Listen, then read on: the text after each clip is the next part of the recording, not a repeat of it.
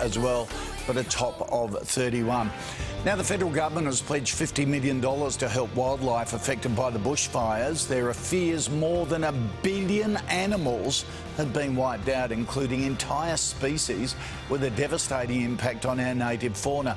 The funds will go towards groups that help protect and rehabilitate wildlife and to plan for the future.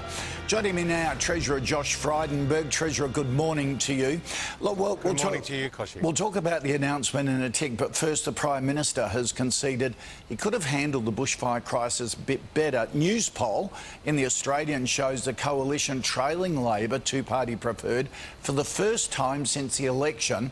And Anthony Albanese leads Scott Morrison 43 to 39 as preferred Prime Minister. News poll says it's changed its methodology for conducting polls since the election. What do you reckon? Because Scott Morrison has got a long way to go to recover those figures, hasn't he?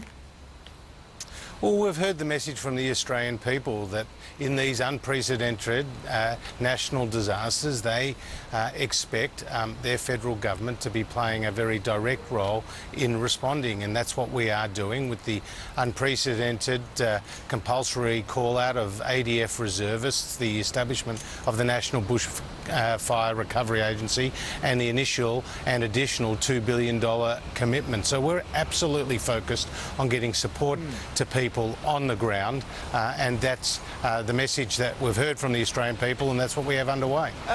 Looking a bit further out, Scott Morrison is seeking a royal commission into the bushfire crisis.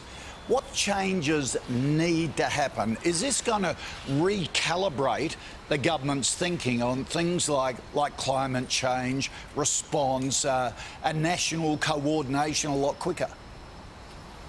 Well, I think the first point to make, Kochie, is that there will be significant lessons to be learnt out of this bushfire season, and where the Prime Minister has signalled that his focus will be is on understanding and ensuring that for future natural disasters, and whether they be floods, cyclones or bushfires, that we have the right preparations in place, but also the right sets of rules and responsibilities between the federal and the state government to operate accordingly. Also, our climate is getting drier and hotter, and that is impacting on the bushfire season and other events. And it's really important that we have the resilience, the adaptation, the mitigation strategies in place to respond to that. And hopefully this becomes a really significant sort of turning point, if you like, for this country, because it should be management of national parks, it should be water management as well. It's got to be it's got to be big picture vision here, doesn't it?